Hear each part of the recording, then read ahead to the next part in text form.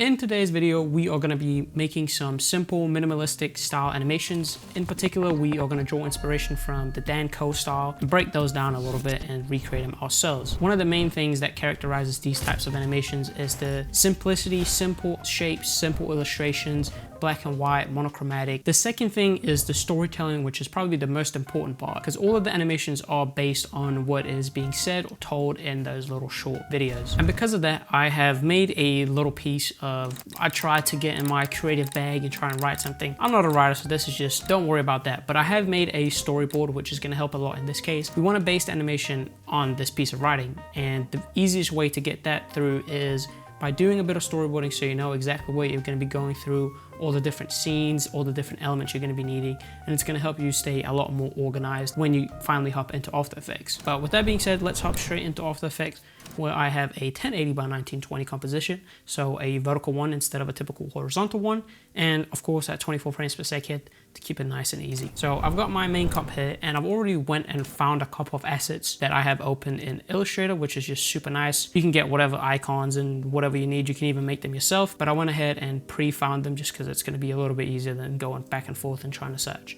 But we are going to start with the first scene, which is going to be very simple. It's going to be a ball, and in this case I'm going to use a rounded rectangle just because it'll give us the option to play around with it more in the end, and we can turn it into a perfect circle. Most of the time this is probably the best thing you can do if you're working with circle shapes and whatnot, just to keep it nice and easy. But we are going to draw a perfect square or circle by holding shift and then clicking and dragging, and then we will remove the stroke because we don't need that, and then we will set the fill to white. Again, we're going to keep the very simple color palette by keeping it black and white. We're going to open up the rectangle, go into rectangle path, and then increase the roundness all the way up until it's a circle. And then we will place it right in the middle by using our align tool over here. You can always find it by going to window and then align. In this case, I'm going to scale it down a little bit, and I'm going to be using this size and not the scale, which is a bit different, but essentially the same thing. This is just what the actual size of our ball is, so just gives you an extra parameter to work with. I like mainly working with the size if I can, but it doesn't make that big of a difference. Let's just set that to 70 to keep it nice and even. And then our first scene is just going to be the ball bouncing around. So if I take the layer and rename it first, and we're going to name this main ball, and then hit P to bring up the position. From here, it's going to be pretty simple. We're just going to keyframe the position and go forward a little bit. In this case, I'm going to zoom in, go about 12 frames forward, and then I'm just going to move it until it hits a wall, and then go another 12 frames. I just want to make sure that it kind of bounces around in a way that kind of makes sense. And then in the end of this, I want it to go back into the center, so I'm just going to copy the first keyframe and paste it in there. We want to make sure that it doesn't turn into a sliding animation. So as you see here, since it's curved like this, it'll kind of look like it's sliding across, and we want to get the feel that it is more of like a bouncy type thing. So we want to take these handles and narrow them in so it looks kind of like a sharper boom boom. And if we select all our keyframes and hit F9, we can ease them, and then we can start playing around with the pacing of our keyframes a little bit. There's some of them I want to mess up. I think this first one looks pretty good, but then the second one takes it quite a while to get going. If you see right here, and then it slows down a little bit and picks up a good bit. So let's take this one right here and move it in a little bit. That might even be a little bit too much, but we still want to keep some of that momentum. And then take this one and move it in as well. Move it off the ground. Maybe have this one start a little bit faster. Come in, boom. Maybe lift this one up even more, like that maybe. This one where it goes down over here, I want maybe just a little bit more impact, like that. Move it a little bit that way. Move this one a little bit that way. And then we can take all of these, and holding Alt, we can drag them in closer together, and that'll just speed everything up a little bit, make it look a little bit nicer. And then the end one, we'll just drag it out a little bit so it kind of eases into that. And then we're just going to add an expression to this, which is the inertial bounce expression. There'll be a link in the description if you want it. Otherwise, you can always go to the Notion video and download the template, and there'll be After Effects expression cheat sheet in there as well for you. We are going to alt click the position and add the expression, and then if we play that back, we get just a little bit of that bounce that just adds a little bit more hecticness to it. Now as it comes in, I want to go into the next scene, because this is essentially what the first scene is. It's this ball moving all around, and then as it comes in, I want to create another rounded rectangle and hold shift and click and drag, and then center that up. And I'm going to place this one behind, and I'm going to name this focus barrier. And again, this is all about thinking how you can illustrate concepts with very basic shapes. For this one, we're gonna remove the fill, so remove that, and then we're gonna add a stroke. Let's make sure that it is white, and then set it to 3 pixels maybe. That looks pretty good. I want to keyframe the roundness of it so that it starts being a complete circle. So right about here, and then right here, I'll keyframe the roundness and the size, and I'll set the size to 0 so it starts as a circle. And then as it grows, I want it to turn into a square. So let's say right about this size right here, let's do 375 to work with some round numbers, and then we're going to decrease the roundness of the circle itself, and then it'll animate out. Boom, that looks pretty cool. Let's add some sexy speed to this so that we now have it coming in. Boom, maybe move this just a little bit, and then we can cut this and maybe change the pacing of this a little bit so it starts a little bit faster, and then start it just a little bit later than what we had it at. It comes in, boom, makes that little shield. And then on the focus barrier, let's add a turbulent displace, and then as it grows, I want it to get rid of that turbulent displace. So let's start with maybe a little bit more, maybe a little bit smaller, make it look pretty wacky, and then we will keyframe that at the very beginning. So keyframe the amount and the size, and go forward to your keyframes, hit U, and then set both of these to 0, and then add some easing to this as well to fit the same. So we can just add sexy speed, go in and move these over, and I'm gonna zoom in a little bit here, and then move them over that way. Boom. And that should match the easing of our other keyframes. So then now it should come in and kind of look a little bit wacky. We can maybe even drag these out a little bit, make it last just a tiny bit longer. Maybe even take these and move them out just a little bit so that we get a little bit more of that wackiness. We're gonna add another layer of this. We're just gonna duplicate this, and we're gonna name this focus barrier inside. And I'm gonna remove the stroke from this, and I'm gonna make it white. And I'm gonna move it below. We're gonna add a slight opacity flicker to this while this one is animating in, and then of course as it animates out. So I'm gonna hit T to bring up opacity, and at the very beginning, I'm gonna keyframe it, set it to 0, and I'm gonna move forward a frame, set it to 30, then another frame, set it to 70, forward, 30, another frame, 70, 0, 30, 70, 30, 100, 2 forward, 70, 1. And again, this is just playing around with some values until you get something that looks kind of cool. So we have something that looks kind of like that, a little bit of a flicker. And we of course wanted to end it at 100, but I might even just delete these two and set it to 100 right here. And I'm gonna copy all of these. I'm gonna go forward 2 frames, and I'm gonna paste them, and I'm gonna right click and go to time reverse keyframes. And now we should have something that looks kind of like this. I'll drag this one. Let's just move it one closer so that it kind of goes boom, just to give it a little bit of emphasis on that focus barrier type thing. Now we can start using some of the elements, which is gonna be our distraction. So I'm gonna go into Adobe Illustrator, and I'm gonna take this phone, and I'm just gonna use Overlord. I have the plugin, it's super nice. I highly recommend it if you work with Illustrator at all. Saves so much time. Just click and then hit the send button, and that'll send it over, and I'll change the color of this to white. And we will also add controller. Let's do some notifications, message, and let's say a guitar as well, because why not? I'm gonna hit U to hide all my keyframes, and then I'm gonna select all these new layers, and I'm just gonna move them forward a little bit, and then I'm gonna take one in right as this comes to a full shape. I'm gonna take this first one, and let's scale it down. 15% is probably pretty good. And I'm gonna hit P and R to bring up the position and rotation. And in this case, I wanna have him being thrown at the box, just a random direction. Let's place it wherever you want it, and keyframe the position and the rotation, and go forward a little bit and zoom in a little bit more on your timeline. And let's do that. And then we are gonna take it and add some rotation to it and have it hit one of these corner things, boom, and then go forward and then move it out and rotate the other way, counter force. I think that's how physics work. And again, drag these in so that they are nice and sharp. And now we have an animation that looks kind of like this. And we're just gonna add some easing to this, some 6 speed to begin with, and throw that. And we want this impact to be at the highest right as it hits. So we're gonna drag these in And let's drag these in, and we'll have something that looks kind of like this. And we might even move this up just a little bit so that the impact comes right after this. And then we will take the next layer and move it just a couple frames couple more frames, move it forward a few more frames than the last one, hit P and Shift R to bring up the position and rotation, and Shift S to bring up the scale, set that to 15 as well, and then move it out the way. Maybe this time it'll come from up here, and then keyframe the position and this, not the scale, but the rotation. You can move those two out to the beginning and go forward a little bit, and then you want to take it, rotate it, hitting the top of that, and then forward and move it out the way. That looks pretty good. Then we can take him, add some easing to him, doesn't really matter. And again, we'll just replicate the easing that we did just a second ago. You can play around with the easing to get different results and kind of do it however you want. This gives the feeling enough that it's being thrown. And in this case, I might drag these points a little bit closer together like that.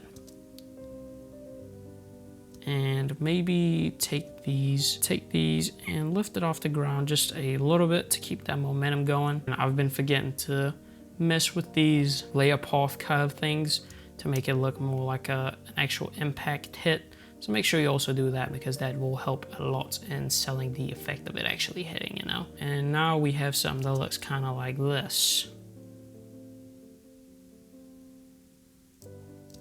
Pretty neat. And we might even tighten these up just a little bit, you know. And then we're gonna add a little bit of an impact animation to the focus barrier as well. So as each item is hitting it, we're gonna add just a little bit of a position animation to it. In this case, we are gonna create a null, and I'm just gonna use the motion tools one just to keep it nice and easy.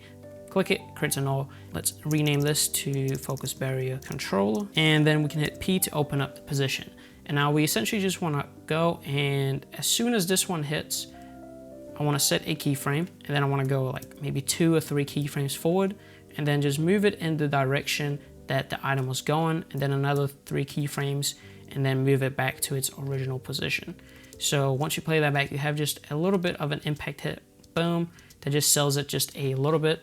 And you might even want to take it just 1 frame before the impact happens, just to make it look a little bit more natural. You can add some easing to it as well, like sexy speed, and that's just gonna make it look a little bit more snappy. And then for the next one, set a keyframe. Let's do right before, and then 3 forward, and move it down a little bit, and 1, 2, 3, and then paste the first keyframe again to put it back in its position. So it's just gonna get a little bit of an animation there. It's just rinse and repeat. So now we have something that looks kind of like this. That gets hit a whole bunch. We can take the inertial bounce expression again. So if you go into the main ball and just hit P to open the position, right click on it, and then copy expression only and paste it to the position of the focus barrier controller. And that'll just give us a little bit of extra follow through motion, which just makes it look super nice and actually sells the realism of it being hit a little bit. And the next scene is gonna be us zooming in a little bit and getting a deflated ball. So what we're gonna do here is we are gonna fake it zooming in a little bit by just playing with the scale. And so we're gonna take the focus barrier controller and hit an S to bring up the scale. And then we can simply go to a point right around here, keyframe the scale of it a little bit, go forward some, and scale it up until it's no longer in the frame. And we will do the same with the main ball, but we are gonna take the size. Like I said before, I like using the size a little bit more. We're gonna scale that up a good bit till we have a ball the size that we want. Maybe something like that looks pretty good. And we can add some sexy speed to both of those. And we have something that looks kind of like that where they scale together. You can offset it a little bit to make it look just a little bit more interesting, in my opinion. Now we want to go back into Illustrator where we have all our assets, and we will take the crack bulb.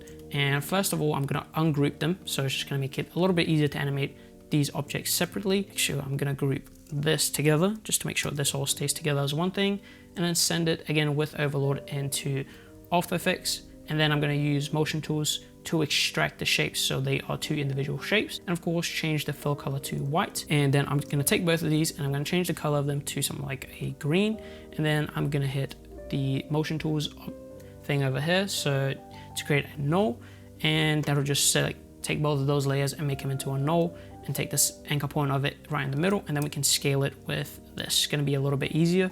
And then hit Shift P to bring up the position and move it up a little bit so you can see it a little bit better. We'll place it right about here, maybe hit R to rotate it a little bit, And let's place that right over here, maybe rotate it a little bit more. As it zooms in here, I want the bulb to kind of come animate in. So we are going to take this and keyframe the position and the scale. Take these keyframes and move them forward a little bit and go back a little bit to right about here. Set the position to be a little bit down and then set the scale to be, of course I want to make sure I actually keyframe the scale. Set the scale to be 0. And then you can add some sexy speed and boom, we have a nice little animation there. Drag it out just a little bit so it's not so fast. Then I'm gonna take the second bit, which is the broken gloss, we can rename that, and hit P and R to bring up the position and rotation. I'm gonna zoom in, keyframe both of these and move them back a little bit. I'm just gonna move this and rotate it a little bit just to give it a little bit of extra motion, just to bring it to life just the tiniest bit. You can even drag that a little bit more to keep the animation going for longer. As that is happening, I want our ball to kind of deflate. So what I'm going to do is hit U to hide all of that. And then in our main ball, I'm gonna open up the size. As this is going on, I'm gonna go forward a little bit. I'm gonna unlink the size and just take it down a little bit to make it look like it's more of a pill than a ball.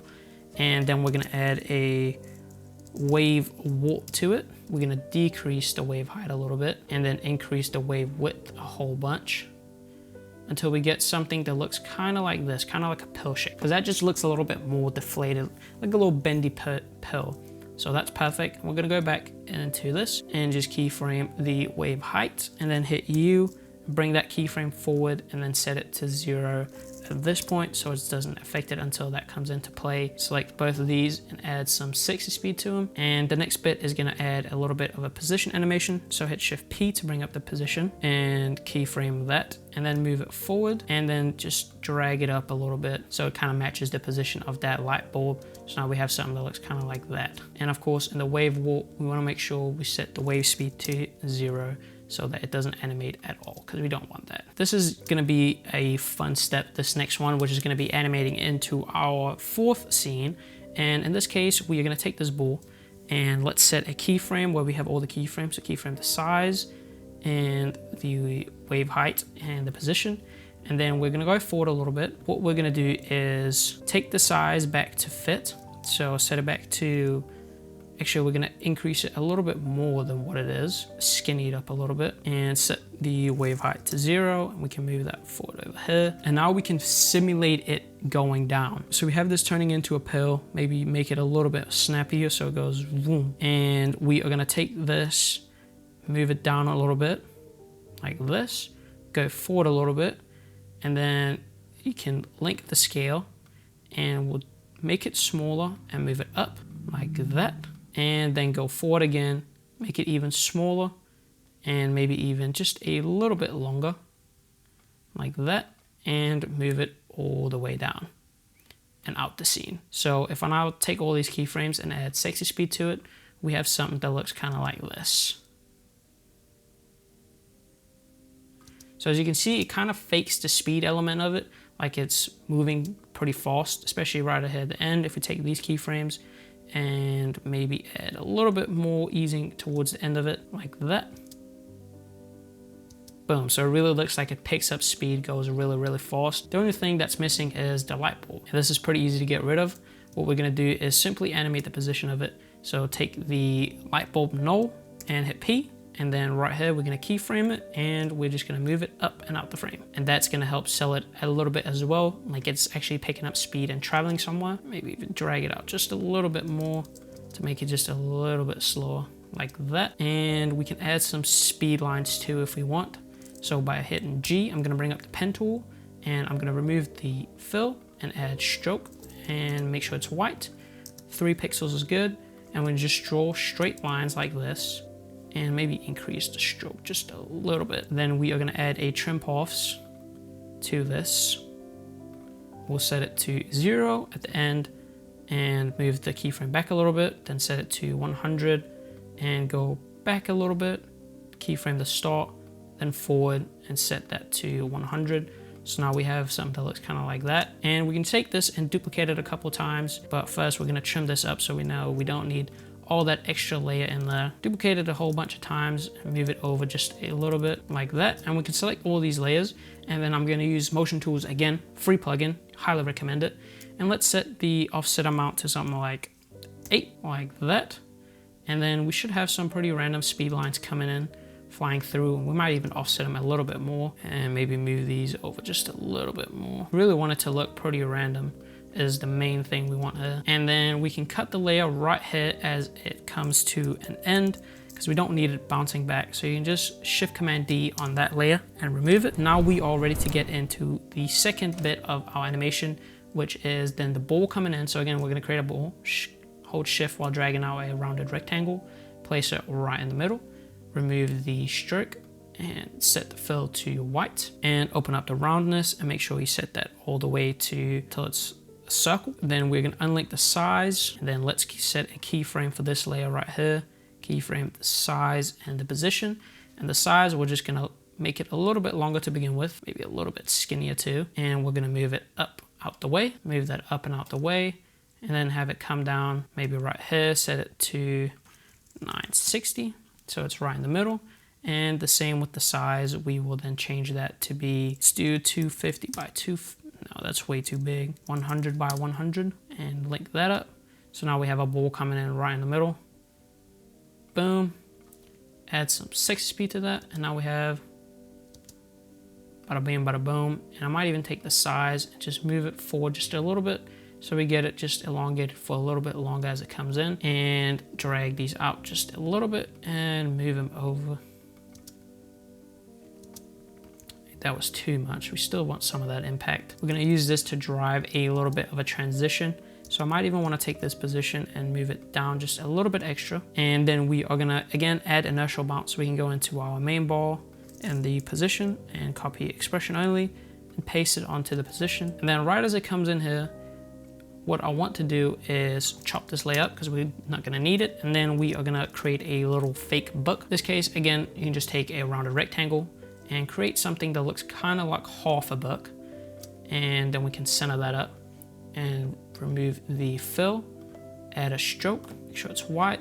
Let's do 10 pixels, should be fine. And then we are gonna remove the roundness from it. So set that to 0. And then we are gonna trim this layer to start right here. And then we are gonna enable 3D for this actually, and we can keep it to classic 3D. And then we wanna make sure that our anchor point is out to the right on this one. And we wanna make sure it lines up with the middle of that stroke. And then we can duplicate it, and then we can rotate it by hitting R, and then rotate the Y position. We're just gonna set that to -180, and we can duplicate this again, and then set the rotation to something less, maybe right about here. Duplicate that again, hit R, and then even less on this side, so it looks like an open book. We can take all these layers, and then we can create a null right there. And let's move this book to be right in the middle. So bring up my grid by hitting Option and then apostrophe, hit P on the null, and then move it right in the middle. Hit Shift R to bring up the rotation, and we're just gonna put it at a slight angle so it actually looks a bit more like a book.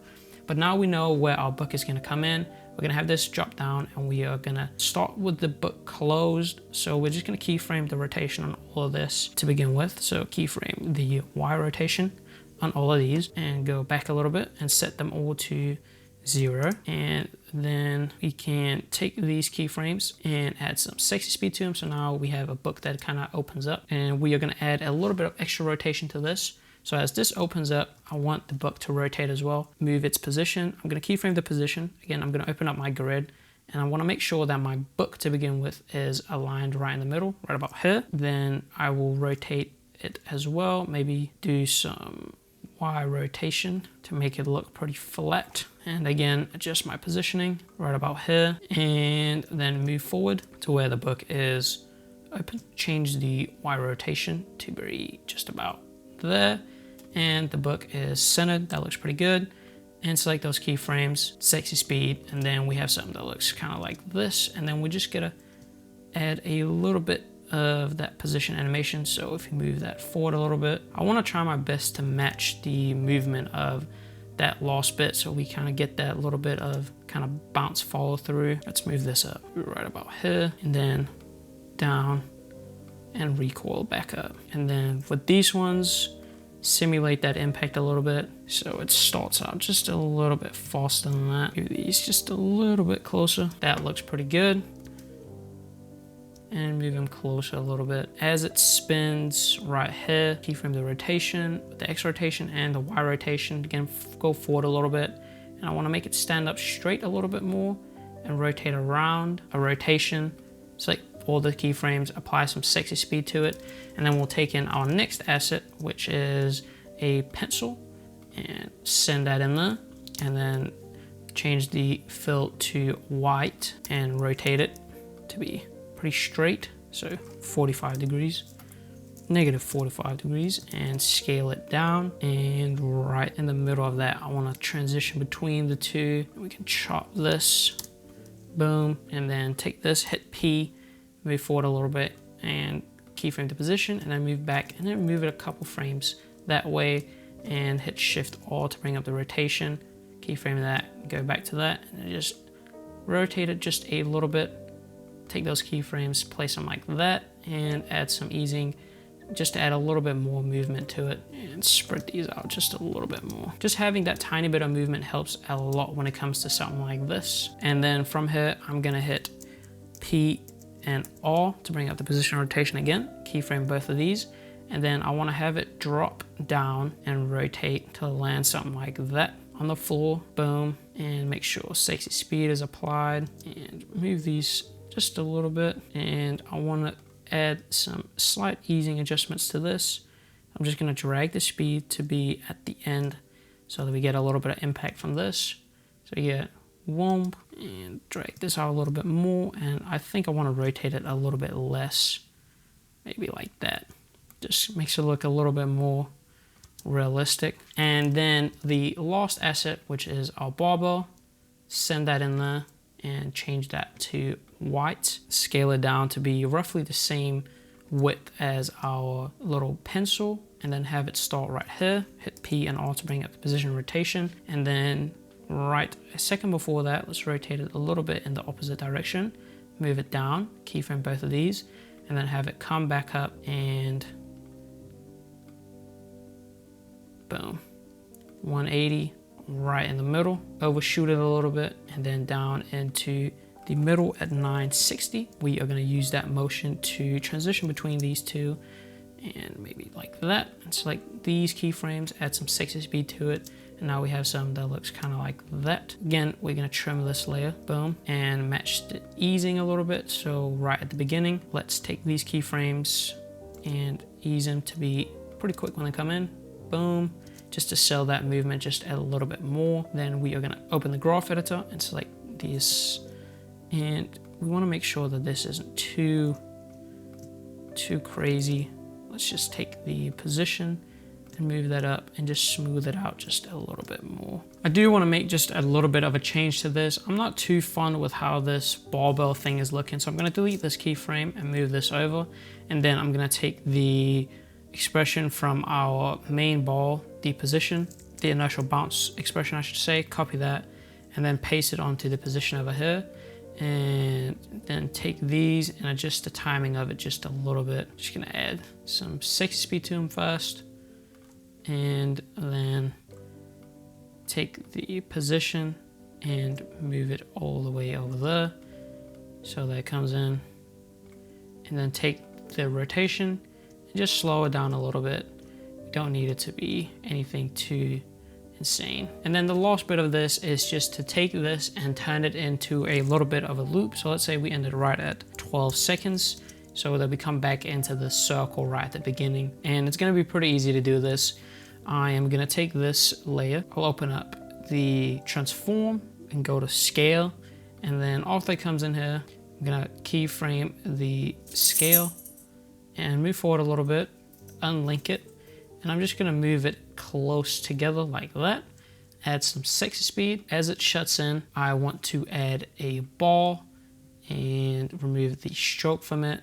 And again, I'm just using a rounded rectangle. Hold shift and drag out and move that in there, and then up the roundness a good bit until it is a sphere, and then unlink the size and go forward until a little bit after that, and keyframe the size, and then go back to where it's full and increase it to be pretty long, kind of like, well, the shape of the barbell, and then add sexy speed to it too. And it should animate in, and let's hit U on both of these layers to only show the keyframes and line those up so that it should be kind of similar. And then we can just cut right between these two as kind of like a match cut. So hitting Shift Command D to split those, and then we go boom. The last thing is to scale it down to fit, or just scale it down really. So hit S on the scale, keyframe the scale, and then move forward and just scale it down, maybe kind of like that size. Drag that out a little bit and add some sexy speed. So now we have something that looks kind of like that. We might even make this just a little bit bigger. So maybe set that to 120 just to give it a little bit more impact as it's scaling down and animating into that. Last thing is just adding just a little bit of sauce to it, of course. You know, I can't help myself. We've got a pretty cool animation that loops, but definitely needs the sauce. First of all, we're gonna create an adjustment layer and add posterized time and set that to 12. Hit Shift Command Y and then rename this to adjustment layer posterize time. And then below it, we're gonna add another adjustment layer, and let's add a transform effect. And then we're gonna alt click the position and do in this case, let's do a wiggle 1,10, maybe even 0.5,10, just a very slight wiggle. Very, very subtle. And we can rename this again, Shift Command Y. We'll rename this to shake, and we'll set the scale to 101. And we want to, of course, make sure that we have a background, because right now it's just a transparent background. So hit Command Y to create a solid, change the color to black, and then rename this to background and move it all the way to the back. If you want, you can add motion blur to this. Usually I'm not too big of a fan, but in some instances with these animations, it does look pretty cool to have some motion blur in there as well. Otherwise, you can add echo as well if you want an alternative to motion blur, which will look probably a little more stylish in my opinion, but that's just what I'm a fan of usually. Then we can add a solid, and we'll name this white particles, hit enter, and then add a fractal noise. And again, you should know this technique by now. Increase the contrast a good bit, open up the transform, scale down, decrease the brightness until we just get a couple of specks in there. Maybe increase the contrast a little bit and play around with the size, maybe a little bit bigger than that. Something like that looks pretty cool. And then in the evolution options, you want to alt click the random seed and add a posterize 6 and then a random, and pick a really big number, like 10,000 will work just fine. That'll just give us a little bit of a particle animation. Set that to multiply to get some particles in there. Is the right blending mode to add there. And if you want it to be slower, you can go into the evolution options again and change the posterized time to something like 3, for example, which will give you a little bit of a slower particle look. Deep glow can look super sick on some of these elements, like the light bulb, for example. So if you take the bulb, add a deep glow to it, and maybe set it to something like 0.6, copy that and then paste it onto the other light bulb and maybe all the accompanying elements in here. You can see how much deep glow spices it up. I mean, it is pretty well a cheat code to pretty much anything. And that is pretty much all there goes into creating a simple minimalistic Dan Co style of animation. They work super well on social media, as it's been proven, because they're super satisfying to look at and they just help tell a story. Just brings a little bit of visual to something that you might resonate with. But that is pretty much all for this tutorial. I just want to say thank you for watching. Hopefully you learned something new, and if you're interested in this project file, check out the Patreon. It'll be there as soon as this video is live. And yeah, thank you. I'll see you again next week. Peace out.